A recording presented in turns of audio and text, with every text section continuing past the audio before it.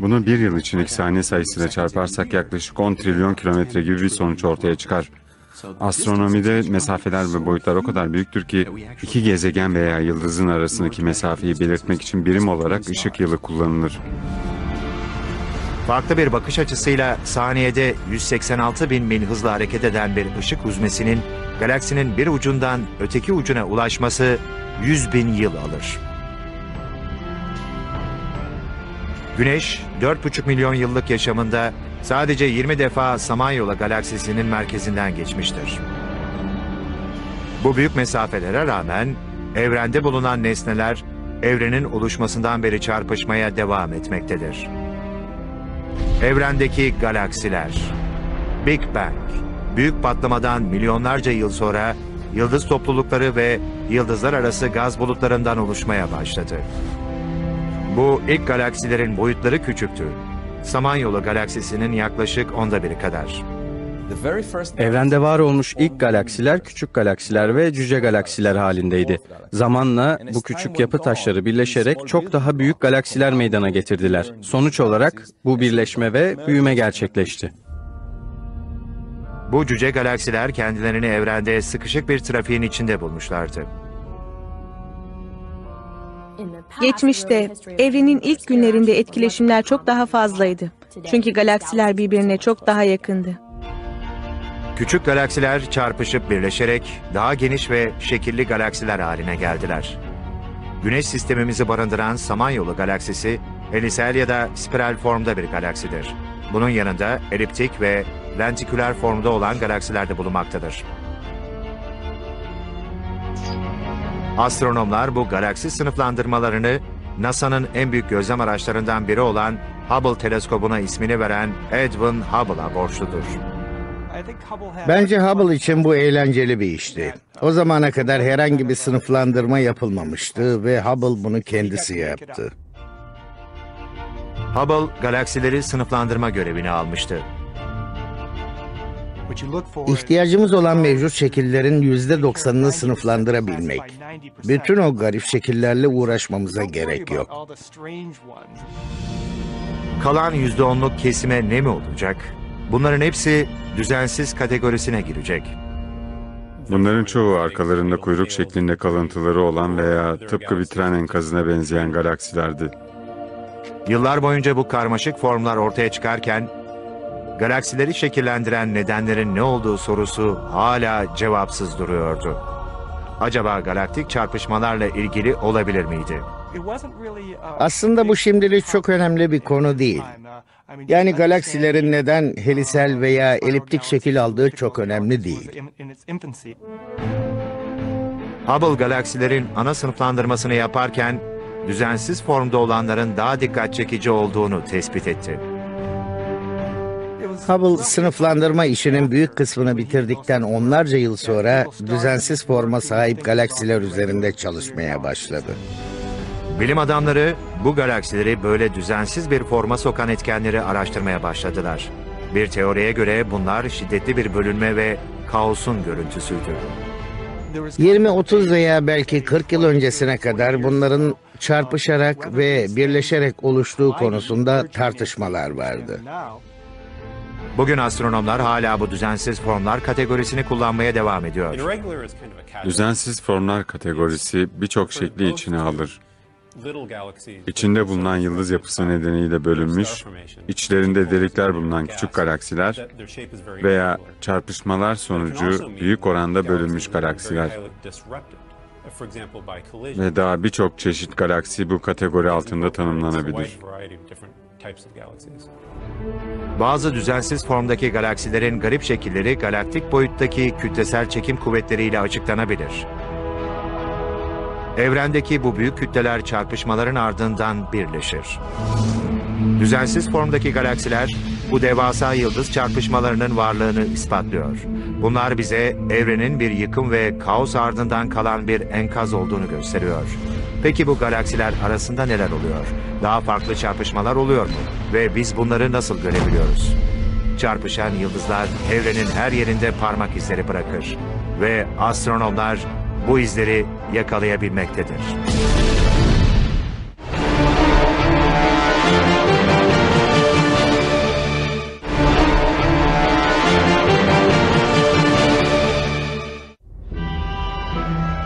Düzensiz formdaki galaksiler, galaktik çarpışmaların bir kanıtıdır.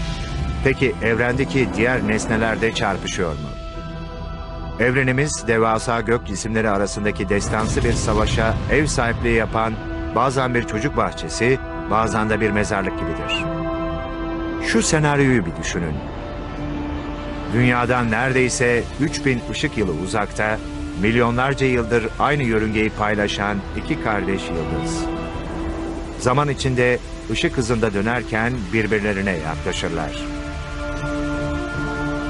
Ve bir gün çarpışarak saniyenin 1/1000'i kadar bir sürede yok olur ve dünyamızın manyetik alanını etkileyen, ozon tabakasının bir kısmını delen ve önüne gelen her şeyi yok eden büyük bir şok dalgası yaratırlar. Bu senaryo bazı astrofizikçilere göre nötron yıldızları olarak tanımlanan ve dünyaya yakın iki yıldızın çarpışmasıyla oluşacak olayları içermektedir. Eski bir teoriye göre böyle bir olaydan dolayı daha önceleri dünya üzerindeki yaşam formlarında çok büyük yıkım ve kayıplar oluşmuştur. Bu tarz çarpışmaların en şiddetlileri nötron yıldızları arasında meydana gelir. Nötron yıldızları, ömrü sona ermiş devasa yıldızların artıklarından oluşan yıldızlardır. Bütün bunlara neden olansa kütlesel çekim kuvvetidir. Bu yıldızların merkezinde yoğunluk çok fazladır. Bu yoğunluk o kadar fazladır ki elektronlar protonlara doğru itilerek nötronları oluştururlar. Merkezde oluşan bu nötron kütleleri bu yıldızın külleridir. Fakat bu küller hala içlerinde bir yaşam barındırırlar. Bazı nötron yıldızları kütlesel çekim kuvvetiyle ikili çiftler oluştururlar. Milyonlarca yıldır gök cisimleri saniyede 1000 defaya varan hızlarla birbirlerinin etrafında dönmektedir. Bu dönüşler esnasında birbirlerinin kütlesel çekim kuvvetlerini zayıflatırlar, enerjileri azalır ve üzerinde dönecekleri bir yörünge kalmayana dek birbirlerine yaklaşırlar. Çarpışma gerçekleştiğinde ise Güneş'in varlığı boyunca yaydığı toplam enerjiden daha fazla bir enerji ortaya çıkar. Bu çarpışmalar teleskopların yakalayamayacağı kadar kısa zamanda gerçekleşir. Nötron yıldızları için bu süre saniyenin 1/1000'i kadardır. Birbirlerine temas etmeleriyle birlikte her şey biter. Bu çarpışma uzaya inanılmaz bir şok dalgası gönderir. Dünyadan bakıldığında bu çarpışma kısa gama ışık patlamaları şeklinde görülürler. Bu gama ışın patlamaları kısa süreli fakat güçlü patlamalar olup bilim adamları bunlara neyin neden olduğunu yeni anlamaya başlamışlardır. Gökyüzünde günde birkaç defa bu gama ışın patlamaları görülebilmektedir. Şimdilerde tüm gökyüzü patlamaları takip etmek için gözleniyor. Bu olaylar 40 yıldan bu yana bilinmekte. Amerika Birleşik Devletleri Hava Kuvvetleri, bilim adamları bunların varlığından haberdar olmadan yıllar öncesinde bu gama ışın patlamalarını biliyordu. Gama ışın patlamaları tamamen tesadüfi bir şekilde askeri uyduların bazı testleri esnasında 1950'lerde Başkan Eisenhower döneminde keşfedildi. Bu patlamalar Başkan Eisenhower döneminde nükleer patlamaları tespit etmek amacıyla dizayn edilen askeri uyduların yapımı aşamasında ortaya çıktı. Hava Kuvvetleri ilk Vela uydusunu 1963'te uzaya gönderdi. Bu uydular gama dedektörleri vasıtasıyla gama ışınlarını tespit etmek için üretilmişlerdi. Böylesine büyük bir patlamadan sonra yayılan radyasyon bulutu gama ışınları yayıyor olmalıydı. Bu gama dedektörleri uzaydaki gama ışınlarını tespit edebilen ilk dedektörlerdi. 1969'da Hava Kuvvetleri'nden uzman Ray Cleveseddle, Vela uydusundan gelen bilgide ışınların yoğunluğu ve süresi nedeniyle Dünya'dan ve Güneş'ten kaynaklanmayacak ilginç bir ışıma tespit etti. Ve böylece bunun uzayda başka bir kaynaktan gelmiş olması gerektiğini düşündüler. 1973'te Cleveseddle bir Amerikan astronomi topluluğu toplantısında araştırmasını sunduğunda elinde 16 ayrı gama ışın patlamasının verileri bulunuyordu. Fakat bundan sonra gama ışın patlamalarını inceleyebilmek için daha komplike araçlara gerek olacaktı. NASA 1991'te Captain Gamma ışıması gözlemevi olarak görev yapacak bir uydu üretti. Bilim adamlarının amacı bir gama ışın patlaması yakalayarak konu hakkında daha fazla bilgi edinmekti. Gama ışın patlamaları evrendeki büyük çarpışmalardan mı kaynaklanıyordu? Compton Gama Işın Gözlemevi binlerce gama ışın patlaması tespit etti ve bunun evrende sürekli meydana gelen bir olay olduğunu ortaya koydu. Kullandığı yöntem bir gama ışını tespit edip hemen o yöne bir teleskop çevirmek ve patlamanın resmini çekmekti. Çünkü bu patlamalar çok kısa sürede oluşuyor ve kayboluyorlardı. Aslında gama ışın patlamalarının tamamen yok olması günler alıyordu. 5, 4, 3, 2, 1. Ateşleme başladı ve gama ışın patlamalarını araştırmakla görevli uzay aracı kalkış yaptı. NASA 2004 yılında patlamaları daha iyi takip edebilmesi için adına yakışır şekilde hızlı bir teleskop olan SWIFT teleskobunu üretti. Swift, gelen gama ışınlarının yönünü tayin etmede nispeten daha başarılı olan bir uydu teleskoptu. Bir gamma ışıması tespit eder etmez dünyaya elde ettiği bilgiyi gönderiyor ve ışımanın geldiği yöne hemen bir X-ray teleskop çeviriyordu. 2005 yılında SWIFT bir patlama tespit etti ve 1 dakikadan az bir sürede teleskobunu patlamaya doğru çevirdi. Aynı anda SWIFT tespit ettiği patlamanın koordinatlarını sahip olduğu ağ sistemiyle derhal dünya üzerinde konumlu teleskoplara gönderdi. Bu teleskoplardan biri de San Diego, Kaliforniya'da Palomar Dağı'nın tepesinde bulunuyordu. Palomar gözlemevi gelen bilgileri birçok istasyondan kontrol etti. Bu sistemle bu kısa gama ışın patlamalarının nötron yıldızlarının çarpışmasından kaynaklandığı anlaşıldı. Fakat bu kısa süren patlamalarla ilgili gizemini koruyan daha birçok nokta var.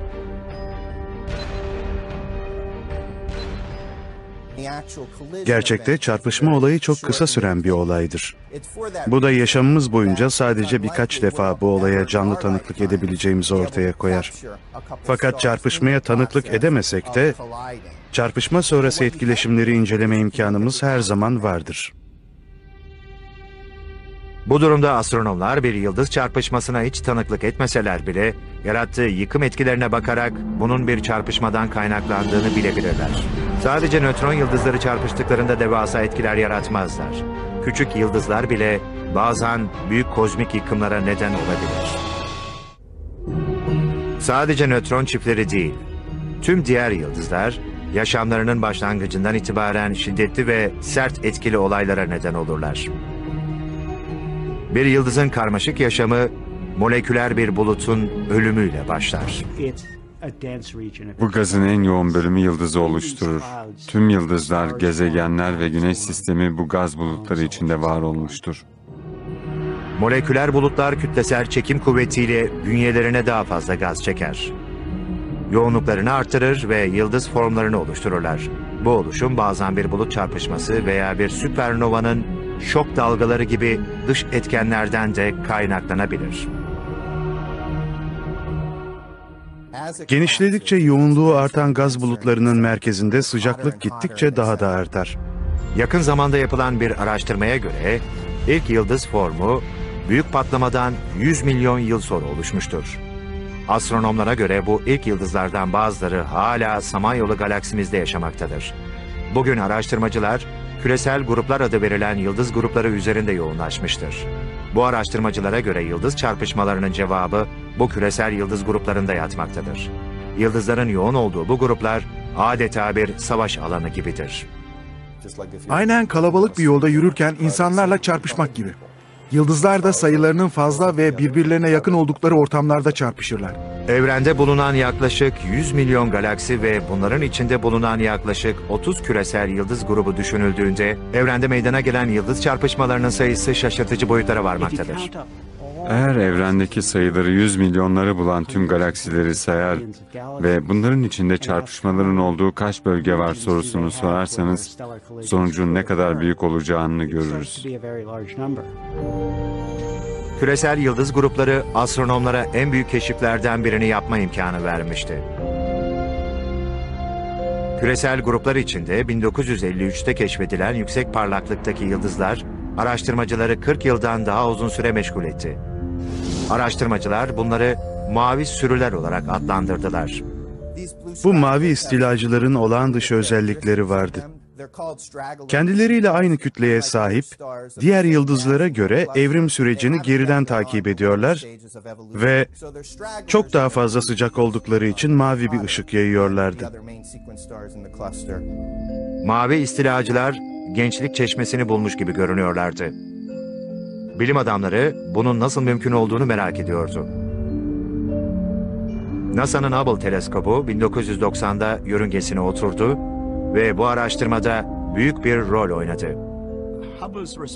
Hubble'ın görüntü çözünürlüğü o kadar yüksekti ki New York'tan Tokyo'daki bir ateş böceğini görebilirdiniz. Bunlar teleskobun çözünürlüğünün ne kadar iyi olduğunu bize gösteriyor. Hubble'ın yakaladığı detaylı görüntüler, bilim adamlarının mavi sürüler hakkında emsalsiz bilgiler verdi. Bu yıldızları tekil olarak inceleyerek onların kütleleri, sıcaklıkları ve dönüş hızları gibi konularda birçok bilgi elde edilecekti.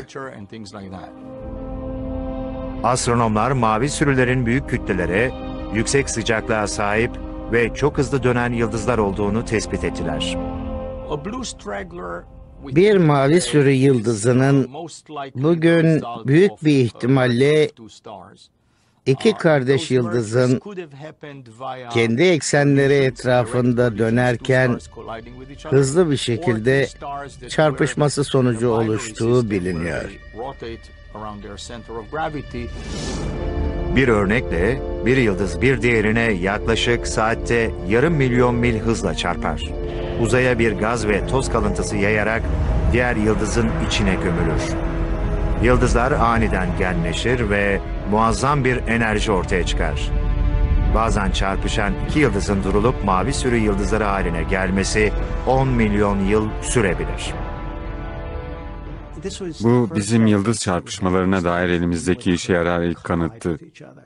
Ayrıca bununla birlikte ilk kez kayda değer yıldızlar ele geçiyordu.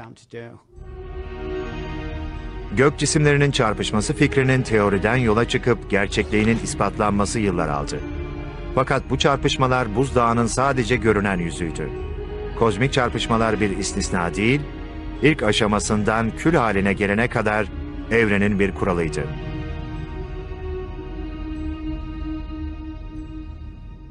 Güneş sistemimizde bulunan tüm gezegenler ve diğer gök cisimleri bu çarpışmaların bir eseriydi.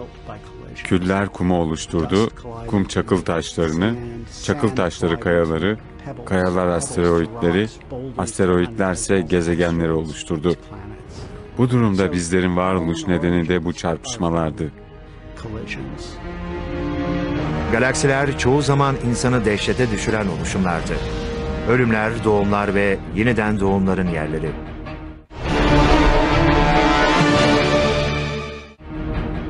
Galaksiler çarpışır. Galaksilerin içindeki yıldızlar da çarpışır. Peki ya diğer gök cisimleri?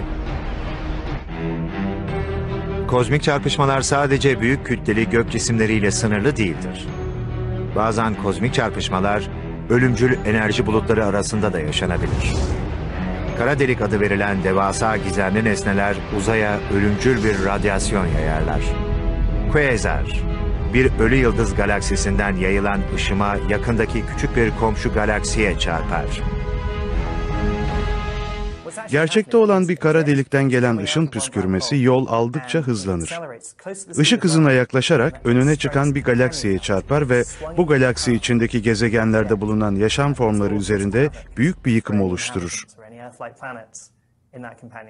Yakındaki gezegenler yok edici etkilere maruz kalır. Biraz uzakta bulunanların ise atmosferleri hasar görür. Bunlar sıra dışı şekilde bir kara delik fırtınasından sonra sağ kalmayı başarırlar. Bunlar bilim kurgu gibi görünse de aslında bilimin ispatladığı gerçeklerdir. Bizim galaksimiz için bu tarz olayların oluştuğu en yakın galaksi olan 3C321 galaksisinin çok uzakta, 1,4 milyon ışık yılı uzakta olması büyük bir şanstır. 3C321 bir kara delik fırtınasının tespit edildiği ilk galaksidir. Ancak bu olay birçok soruyu beraberinde getirmiştir. Kara deliklerin başlangıcı nedir ve biz dünyalılar bu ölüm ışınları karşısında tehlikede miyiz?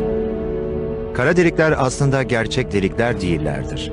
Ancak bunun yerine oldukça yoğun ve büyük objelerdir. Kara delikler çok yoğundurlar. Öylesine güçlü bir çekimleri vardır ki hiçbir şey onlardan kaçamaz. Hatta ışığın kendisi bile. Bu benzersiz fenomenin tamamlanmış bir görüntüsünün elde edilebilmesi için çok sayıda teleskop gerekmektedir. Sadece bilgileri birleştirerek tüm elektromanyetik spektrum boyunca kara delikleri çok yakın bir tahminle araştırabilirdik. New Mexico VLA veya Çok Büyük Işın isimli her biri 230 olan 27 çanaklı antenlerden oluşan teleskopla elde edilen bu resmin bütününü görebilirdik. Bu antenler Y şeklinde düzenlenmiş ve 13 mil uzunluğundadır. VLA özellikle kara delikleri incelemek için tasarlanmıştır. Tıpkı bizim galaksimizdeki bir tanesi gibi. Bu şey yaklaşık bizim 4 milyon kat daha kütleli ve o bütün olayları içinde bulundurabiliyor. Fakat o kara delikle aramızdaki gaz ve toz bizim bu olayları normal bir teleskopla inceleyebilmemizi engeller. VLA'nın radyo dalgalarını incelemesi onun yıldız sistemine daha iyi işlemesine sebep olmaktadır. Radyo teleskopları ve infrared teleskoplar bu çalışmaları yapabilmek için en iyi ve aslında tek yöntemdir. Görünür dalga boylarını gözlemleyen teleskopların ışıkları toplaması gibi bunlarla radyo dalgalarını toplarız. Optik ve kısa dalga boyundaki dalgalar iç bölümleri görmemize yardımcı olamaz. Radyo bunu sağlayabilir. Ve uzun dalga boyu radyo astronomları iç bölgelere aynı dalga bandından katılabilir. Birçok galaksi merkezlerinde büyük kütleli kara delikler bulunmaktadır. Bunlar Güneşimizin milyon ila milyar katında olabilirler. Kütlelerine rağmen biz kara delikleri göremeyiz. Peki orada olduklarını nasıl biliriz? Madde içine doğru akmaya başladığında sanki küvetin giderinden akan su gibidir. Aşağı iner ve etrafında döner ve sürtünme kuvveti hissedilir. Böylece ısı ve ışık ortaya çıkar ve ışık öyle yoğundur ki enerji X ışıması oluşturur. Bu maddenin o noktada kayboluşudur. Ve bu da 18. yüzyıl astronomlarının görünmeyen bir yıldızı görmelerine yol açmıştır. 1783'te Reverend John Mitchell olay ufku fikrini ilk kez ortaya koymuştur. Mitchell, büyük kütleli gövdenin küçük bir radyanla bu ufuk dışına ışık olarak kaçabildiğini görmüştür. Ötesinde ışığı hapsedecek ve görünmez olacaktır. Ve karanlık. Olay ufku fikri budur. John Wheeler, Albert Einstein'ın yakın arkadaşı, kara delik terimini ilk kez ortaya atan kişidir. O zamandan beri teoridir. Bilim adamları ilk kara deliklerini bulduklarının bile farkında değillerdi. Kanıtı ise X ışınlarıydı. Kara delikler tarafından üretilen görünmez enerji. 1971'de X ışını kaynağı çok büyük bir mavi dev tarafından alındı. Daha sonra 1971'de hepimiz bu optik yıldızın ne kadar büyük olduğuna şaşırdık. Öyle ki bu X ışını kaynağı bir şeyin etrafında büyük bir hızla dönüyordu. X ışını kaynağının hızı şunu gösteriyordu ki Güneşimizden 3 kat daha büyüktü. Bu da onun bir kara delik olacağını anlatıyordu. Belki de NASA'nın Chandra X ışını gözlem evinde çalışılan en büyük kara delikti. Hep sorulan şey şuydu ki, neden X ışımasıyla ilgili gözlemleri yeryüzünden yapmıyoruz? Çünkü bu tabii ki daha riskli, daha pahalı olduğundan teleskobu yükseklere koymak daha önemliydi. Dünya atmosferi X ışınlarını düşününce X ışınları için çok mattı ve uzak yıldız ve galaksilerden gelen ışınları engelliyordu. Öyleyse X ışını araştırmaları yapmak istiyorsak uzaya gitmeliyiz. Ve Chandra sahip olduğumuz en büyük ve başarılı X ışını teleskobu. Chandra genelde evrende karmaşanın en yoğun olduğu bölgelere çevrilirdi. Biz mesela bir kara deliğin içerisine akan bir maddeden bahsediyoruz. Süpernova olarak patlayan maddelerden veya çarpışan galaksilerden bahsedebiliriz Chandra'nın görev tanımı için. X ışımaları ancak gök cismi çok büyük bir ısı açığa çıkardığında ortaya çıkar. Nötron yıldızları ve kara delikler X ışımalarını Güneş'ten 100.000 kat daha güçlü üretirler. Chandra, Ölü Yıldız galaksisinde neler olduğunu astronomlara göstermek için konuşlandırılmıştır. Yani Chandra bizim merkezdeki kara deliği görmemiz içindir. O bizim X ışını jetlerini görmemizi sağlamıştır. Ve bu jetler bizim Ölü Yıldız galaksisini isimlendirmemizi sağlamıştır. Çünkü bu jetler direkt olarak eş galaksiyi işaret etmektedir ve aslında yayılan bu parçacıkların komşu galaksiye çarptığını görebiliriz. Bu mümkün olabilir. Birçok kozmik çarpışmada olduğu gibi gümüş çizgi vardır. Bir kere ölü yıldız komşu galaksiye çarpmışsa, bu yeni gezegen oluşumları anlamına gelebilir. Bu, evrenin hayat ve ölüm düzenidir. Kara deliklerse burada ihtiyaç duyulan langırt topları değildir. Etrafta dolaşıp her şeyi içlerine emen birer yapı değillerdir aslında. Aslında kara deliklerin vazgeçilmez unsurlarından biri de zaman zaman hayata, zaman zaman da ölüme sebep olmalarıdır. Bizim sistemimiz ölüm ışınlarına izin vermez ve sadece felaketler için güvence olmaya çalışır. Uzun bir gelecekte galaksimiz, Samanyolu ve komşusu Andromeda çarpışacaklar. Fakat bu çarpışma acaba yapıcı mı, yıkıcı mı olacak?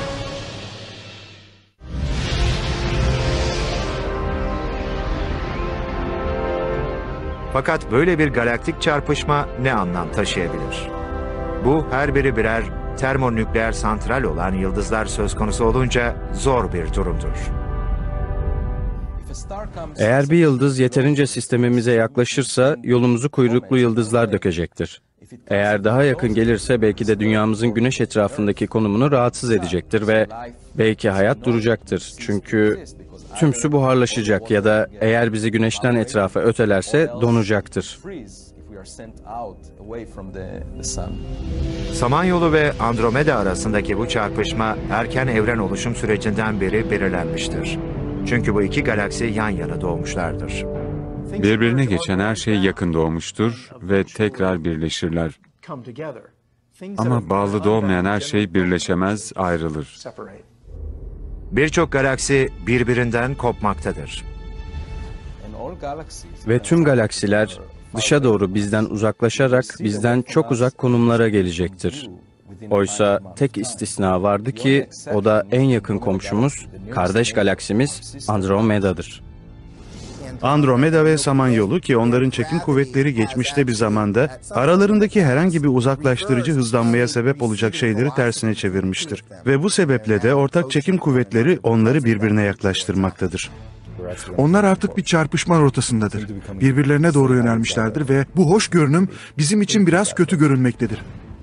Andromeda galaksisi 5 milyar yıl içerisinde Samanyolu'yla çarpışacaktır. Fakat bunun kanıtı nedir? Andromeda'dan gelen ışımalar bunun en iyi kanıtıdır. Havai fişekleri renklendirecek bir yapıdır bu. Bir bölgedeki renge bakarsak oksijen, demir ve hatta kükürtten gelen renkleri görebiliriz. Ve eğer hangi renk olması gerektiğini biliyorsak ve hangi renk gibi göründüğünü bununla karşılaştırırsak daha mı kırmızı daha mı mavi? Eğer daha mavi ise bu büyük ihtimalle yaklaştığını, eğer daha kızılsa uzaklaştığını gösterecektir. Ve Andromeda'ya bakınca bu kaymanın maviye doğru olduğunu görüyoruz. Fakat sıkı durun, dünyadaki yaşamı durduracağı senaryosu sadece bir olasılık. Ve aslında tek ve kaçınılmaz olanı da değil. Peki 2 milyar yıl sonra ne olacak? Bu iki galaksi birbirine girdiğinde?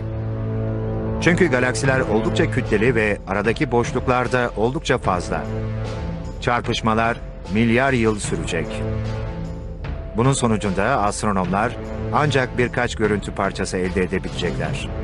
Tüm olayı anlamaları için birkaç simülasyona ihtiyaçları var. Her aldığımız görüntü parçası aslında galaksiler arası evrendeki uzun bir sürece işarettir. Ve bu simülasyonlarla olayın nasıl geliştiğini görebileceğiz. Kabaran kuyruklar, kucaklamalar, tüm bunların bir araya geldiği bir simülasyon. 1970'lerde astrofizikçi kardeşler Allard ve Jurie Tamer, spiral galaksilerin ilk çarpışmasını gözlemlediler. Bu simülasyonlar ilk galaksi çarpışmasının gözlenmesi üzerine kuruldu. Bunların sıralanmasını adımların galaktik bir çerçeveden karmaşaya kadar inceleyenler Tamer kardeşler oldu. Bugün Frank Summers ve Maryland, Baltimore'daki Uzay Teleskop Bilimleri Enstitüsü astrofizikçi sanatsal görüntü çeşitlendirici programlar ve bilgisayar blokları arasındaki yazılımlarla simülasyonlar saniyede 10 milyon yıllık galaktik zaman kesitini görüntülemeyi başarabiliyor. Birbirine yakın çizilen iki spiral galaksinin çizilmesiyle başlıyor. Burada görebiliriz ki iki spiral galaksi arasında herhangi bir gelgitsel bükülüm olmuyor. Baktığım zaman bu bana çok tuhaf geliyor. Doğru, bunlar hala biraz simetrik. Eğer bunlar biraz çekim kuyrukları oluşturursa ancak tüm sıralamasına konulabilir. Eğer biraz dikkatli bakarsan şurada sanki biraz başlangıcını görebilirsin. Simülasyon iki spiral galaksi arasındaki şahane yakınlaşmayı gösteriyor. Büyük gaz ve yıldız dizilimleri çekimsel kuyruklar olarak bilinir ve sanki boşluğa saçaklanmış gibidir. Bu dramatik safha çarpışan galaksilerde gözlemlenir.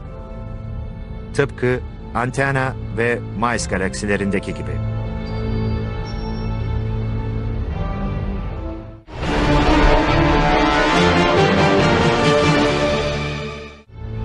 Astronomlar Andromeda ve Samanyolu arasındaki çarpışmayı da aynı yapıyla inceleyecekler. Çekim kuyrukları Samanyolu'nun temel olarak birbirinden ayrılmış saçaklı etekleri denilebilir. Samanyolu ince, narin, hassas ve Andromeda aslında bizden büyük. Daha kütleli ve geçmişe bakınca kütle çekim alanıyla Samanyolu'nu hızla çekiştirebilir. Fakat iki galaksi 2 milyon yıl içinde karşılaşırlarsa, karşılaşmaları çarpışmadan daha hafif olabilir ve bir sarkacın salınımı gibi olabilir. Bu momentum onları birbirinden zarifçe uzaklaştıracak ve çekim kuvveti yeniden onları yaklaştıracaktır. Ve bu momentumdan dolayı bu hareketi sürdüreceklerdir. Yaklaşıp ve yavaşça uzaklaşıyorlar. Şimdi Andromeda galaksisi ve Samanyolu galaksisi yavaşlamaya başlayacak. Çünkü aralarında çekim kuvveti var. Salınım hızı azalacak ta ki geri dönüp tekrar yan yana gelmelerine kadar. Günümüzden 4,5 milyar yıl sonra bir kez daha galaksiler birlikte salınacaklar. Bu kez bu çarpışma direkt bir çarpışma olacak. Bu iki spiral galaksinin disklerindeki güzel yapılar büyük bir ihtimalle tamamen yok olacak.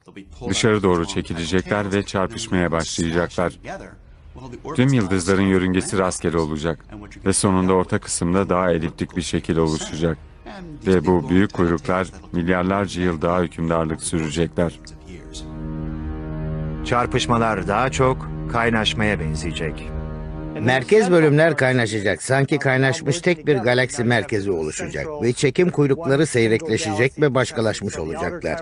Yarım milyar yıl daha sonrasındaysa tek bir galaksi olacak. Nasıl kaynaştıklarını burada görebilirsiniz. Ve artık tek bir çekirdek var. Hala çekim kuyrukları olsa bile bunlar sönükleşecek. Ve bunu biraz daha ileriye götürürsek tek bir cisimden bahsettiğimizi düşünebiliriz. Ve bu ortası eliptik tek parça bir galaksi gibi olacaktır. Astronomlar eliptik galaksilerin bu şekilde oluştuğunu düşünmektedir. Ancak bu galaktik çarpışmalar sırasında bizim ve gezegen yapılar için sert bir süreç geçecektir. Ve bu bizim gezegenimiz için ne ifade edecektir, ne kadarına dayanabileceğiz. Çarpışan galaksilerin dünyevi olmayan görüntüleri. Çekim kuyrukları dışarıya doğru örümcek ağı gibi uzayacak, çekirdeklerse birbirlerine tek bir çekirdek gibi kenetlenecek. Fakat acaba bu resimler altındaki tüm yıkımı bastırabilecek mi? Yıldızlar çarpışacak ve gezegenler, uydularsa birer toz taneciğine dönüşecek. Galaksi çarpışmalarının en hoş yönü de bu galaksiler birbirine karışırken yıldızların çarpışmaması olurdu. Bir yıldız alıyorsun, bir tane daha ve aralarındaki mesafe çaplarının milyon katı. Ve bu galaktik çarpışma sırasında tam bir kaynaşma. Peki dünyanın bir çarpışmaya denk gelme olasılığı ne? astronomlara göre oldukça az. Her yıldızın etrafında Güneş sistemimiz gibi bir şeyler vardır. Aralarındaki mesafe çok çok büyük olsa da bir gezegenin diğer ihmal edilebilir biriyle çarpışması gibi. Fakat bu tam da dünyanın oltanın ucunda olduğu anlamına gelmiyor. Yaklaşık %10 ihtimal ya da daha az olarak Dünya Güneşi ile birlikte bu çekim kuyruklarının içerisine girecektir. Ve sonra biz çok uzak olacağız. Bir çeşit kuş bakışı görüntüsünü ele alırsak, en önemli dayanağımız çekim kuvvetimizin nasıl değişeceği olacaktır. Yıldızlar ve gezegenler birbirlerinin yanından sıyrılarak geçebilse de bu gazlar için geçerli değil. Bu da gazların çarpışması demektir. Hem Andromeda'nın hem de Samanyolu'nun etrafında yeterince gaz bulunmaktadır. Yani bütün bu gazlar çarpışacak, bu şokla birden yıldızlar oluşacak belki de. Bilemiyorum. Milyonlarca yıldız birden oluşacak. Buna yıldız patlaması diyoruz. Ve bu dizginsiz oluşumlar aslında bir galaksi çarpışmasının en önemli kanıtı. Öyleyse biz bu galaksilerden birindeysek gece gökyüzü oldukça dramatik bir hal alabilir. Özellikle yıldız patlamaları sırasında tıpkı havai fişekli görüntüler oluşturan dev kütleli yıldızlar aniden oluşabilecek. Eğer böyle bir yıldız oluşum alanında kalırsak bölgemiz genelde olmadığı gibi tehlikeli olacak. Fakat galaksilerin çarpışması sonucu bir eliptik galaksi oluşursa, bu yıldız oluşumları da yavaşlayacak. Kendi halinde bir galaksiden çarpışan bir yapıya dönüştüğünde büyük miktardaki yıldızlar ve dramatik yıldız patlamaları görülecek. Fakat göreceli olarak kısa bir sürede gazlar tükenecek. Bütün havai fişekler kesilecek ve galaksiler sakince evli bir çift gibi birleşecekler. Andromeda ve Samanyolu'nun kaynaşmasıyla astronomların Samanomeda diyebilecekleri bir yapı oluşacak ve çekirdeklerinin içinde bir kara delik gizleyecekler. Bir galaksiden süper kütleli bir kara delik, diğer galaksiden süper kütleli bir başka galaksiyle karşılaşacak. Galaksi çift olarak birleşip yörüngeleri daralacak ve kaynaşacak. Ve sonunda daha büyük bir süper kütleli kara delik oluşacak. Oldukça şiddetli gaz, kara deliği besleyip çok parlak bir kuezar görüntüsüne bürünebilir. Ancak dünyamız için en büyük tehlike, Milky Way ve Andromeda galaksilerinin çarpışması esnasında meydana gelecek olaylarla tamamen ilintisizdir. Yeni galaksi meydana gelirken, Güneşimizin ölümüne sebep olacaktır. Yıldızlar içinde yaşam süreçleri bizlerinkine benzer. Doğarlar, yandıkları bir nokta vardır. Bu evrede hidrojeni helyuma dönüştürürler. Orta yaşlarına varırlar, çökmeye başlarlar. Biraz daha parlarlar ve hayatlarının sonunda gerçekten dramatik olarak çökerler. Güneşin yanması demek de onun hidrojenini bir nükleer yakıt olarak kullanması demektir. Artık büyük kırmızı dev olur. Büyüklüğü şu an dünyanın bulunduğu yörüngeyi içine alacak kadar artar. Bu 90-100 milyon mil bir yarıçap demektir. Ve dünya için hiç de iyi değildir. Dünya okyanuslarını kaybeder ve atmosferini. Hiç de yaşamsever görünmeyecektir. Buna dayanarak daha uzun milyar yıl yaşayabiliriz gelecekte. Fakat daha sonra kolonize olmalıyız. Yakın bir sistemde ya da gezegenimizden uzakta yapay bir yerleşke kurmalıyız. Böylece daha uzak ve daha emin bir yerde olabiliriz. Çevre mahallemiz güvensiz sıcak bir yer olabilir. Astronomlara göre yeni Milkomedya galaksisi yaşamın devamlılığına imkan sağlayacak. Bu sıkışmış galakside yakın çevremizde trilyonlarca yeni yıldız olacaktır. Ve bu yıldızların da birkaçı bile yaşamaya elverişli olsa, yaşam için kabaca tahminle sayıları yeterli olacaktır.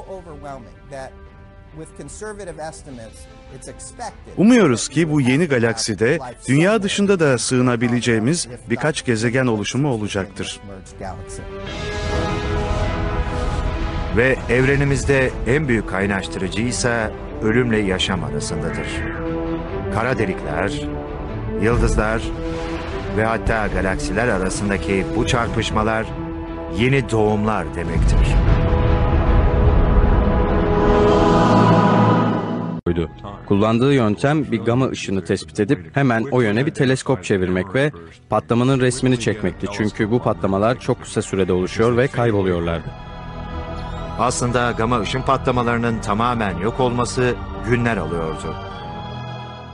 5, 4, 3, 2, 1. Ateşleme başladı ve gama ışın patlamalarını araştırmakla görevli uzay aracı kalkış yaptı. NASA 2004 yılında patlamaları daha iyi takip edebilmesi için adına yakışır şekilde hızlı bir teleskop olan SWIFT teleskobunu üretti.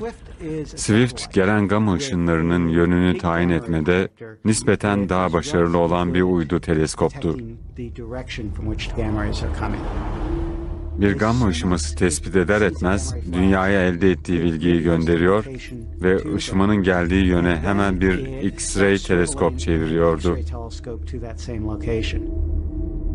2005 yılında SWIFT bir patlama tespit etti ve 1 dakikadan az bir sürede teleskobunu patlamaya doğru çevirdi.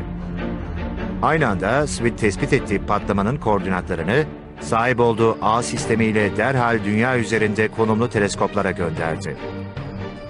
Bu teleskoplardan biri de San Diego, Kaliforniya'da Palomar Dağı'nın tepesinde bulunuyordu. Palomar gözlemevi gelen bilgileri birçok istasyondan kontrol etti. Bu sistemle bu kısa gama ışın patlamalarının nötron yıldızlarının çarpışmasından kaynaklandığı anlaşıldı. Fakat bu kısa süren patlamalarla ilgili gizemini koruyan daha birçok nokta var.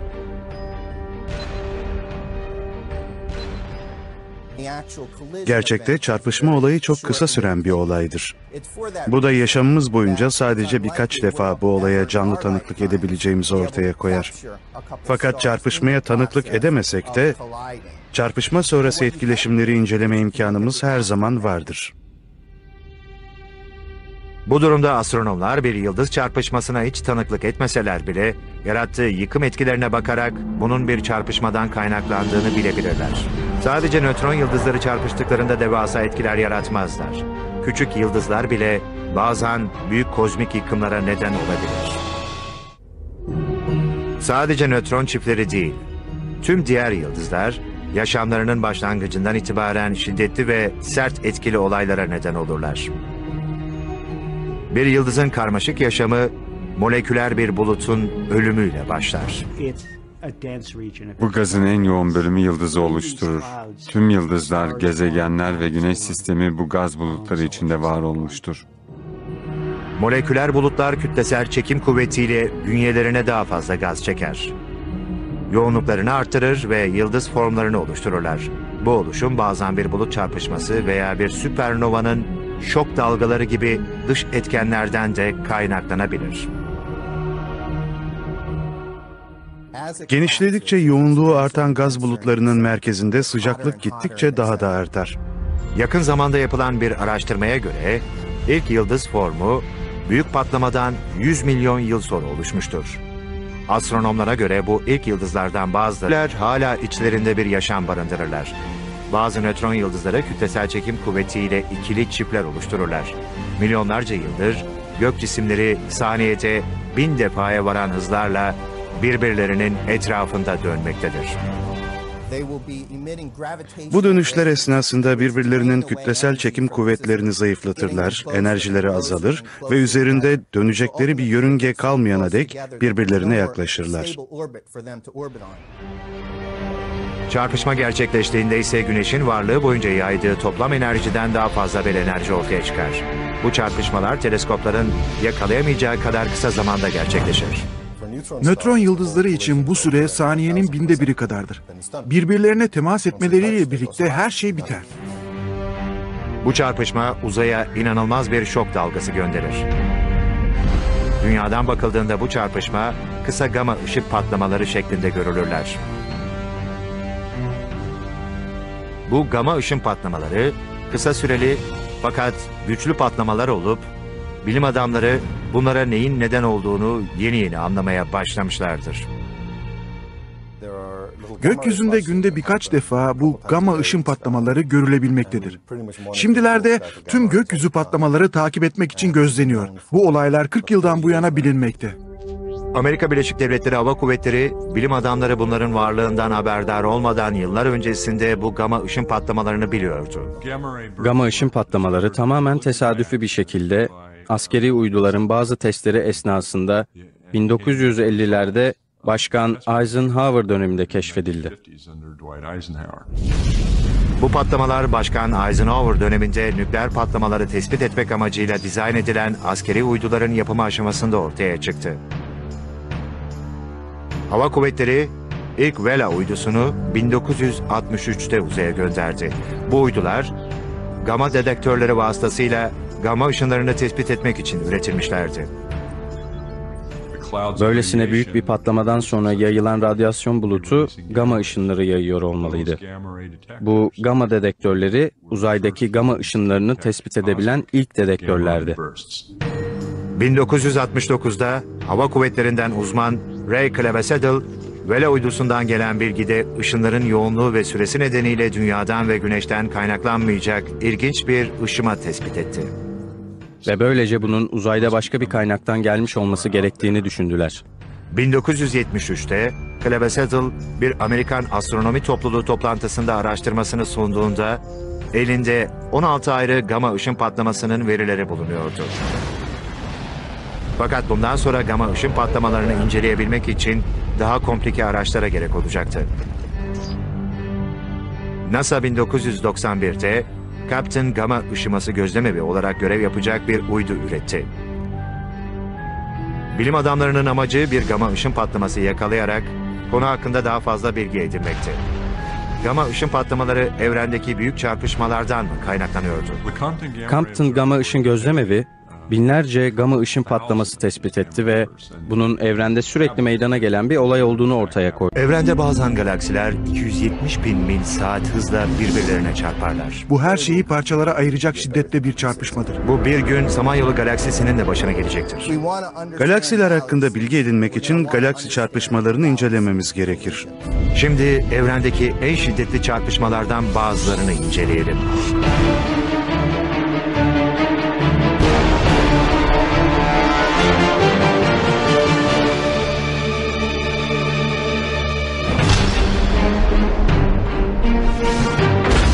Bu çarpışmalar büyük, şiddetli ve yıkım yaratan muazzam olaylardır.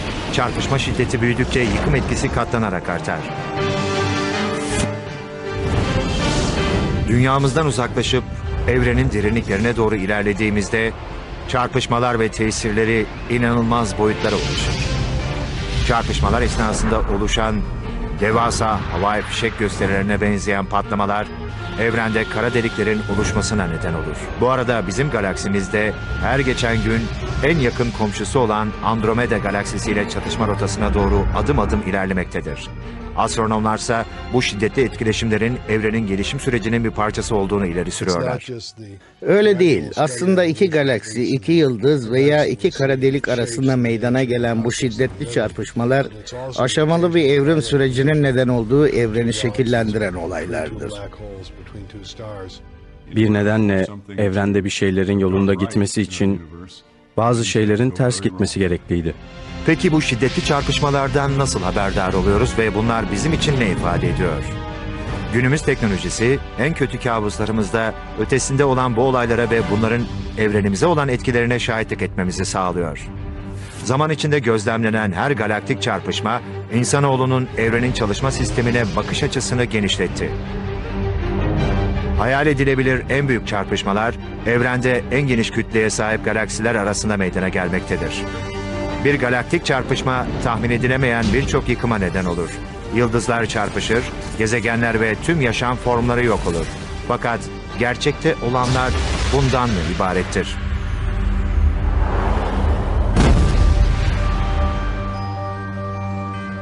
Bir galaktik çarpışmanın ne ifade ettiğini anlayabilmemiz için öncelikle bir galaksinin boyutu ve yapısı hakkında fikir sahibi olmalıyız. Gaz ve toz ihtiva eden gezegenler ve bir yıldızlar topluluğu. Bir galaksi yıldızlar şehrine benzer. Kütlesel çekim kuvvetleri sayesinde milyonlarca yıldır beraber hareket eden milyonlarca yıldızdan oluşan bir kütle. Bizim galaksimiz yani Samanyolu galaksisi 100 ila 200 milyon yıldızı barındıran ve bir ucundan diğer ucuna mesafesi 100.000 ışık yılı olan devasa bir galaksidir.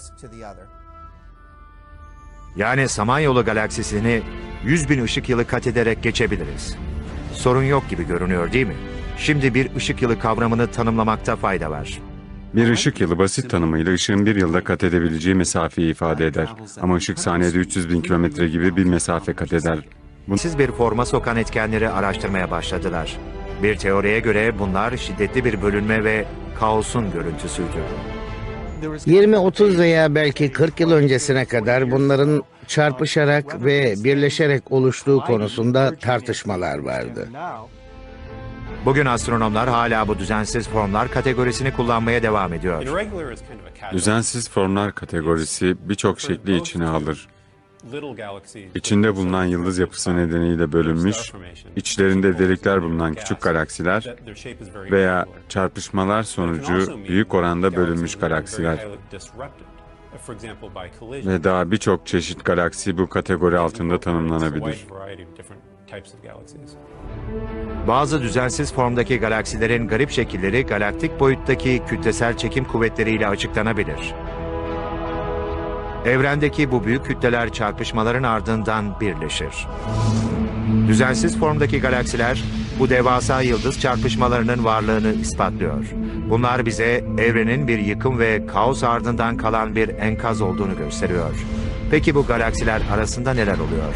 Daha farklı çarpışmalar oluyor mu? Ve biz bunları nasıl görebiliyoruz? Çarpışan yıldızlar evrenin her yerinde parmak izleri bırakır. Ve astronomlar bu izleri yakalayabilmektedir.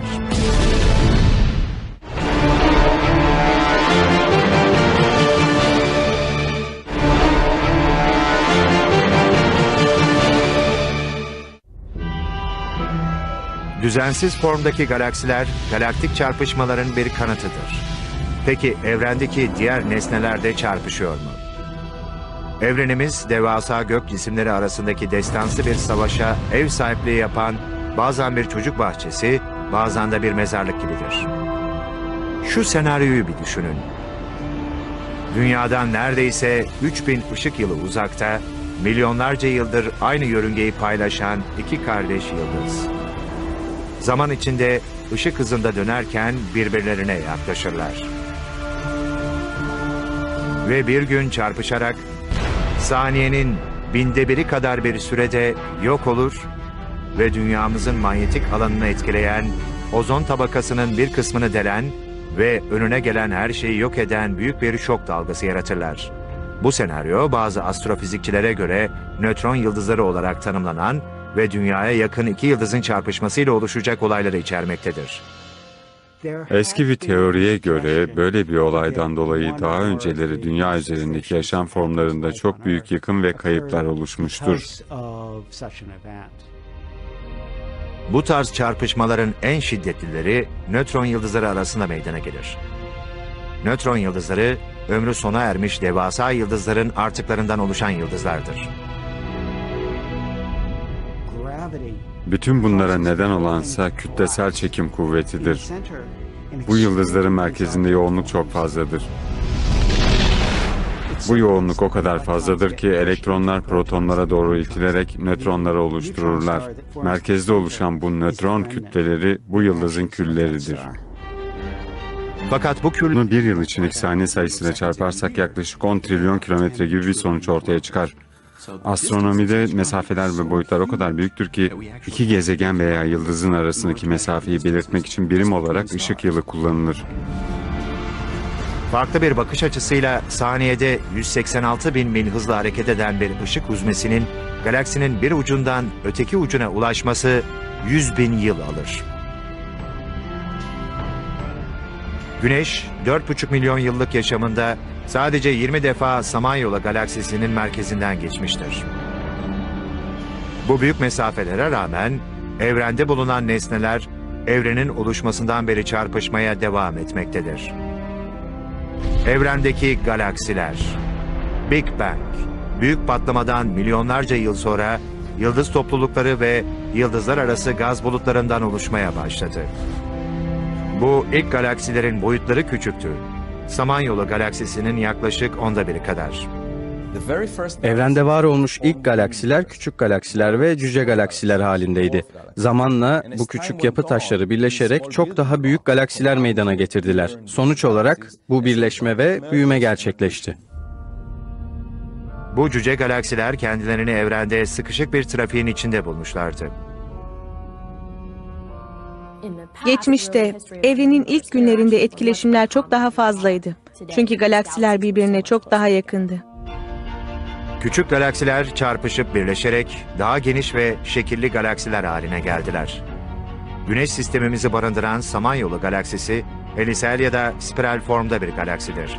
Bunun yanında eliptik ve lentiküler formda olan galaksiler de bulunmaktadır.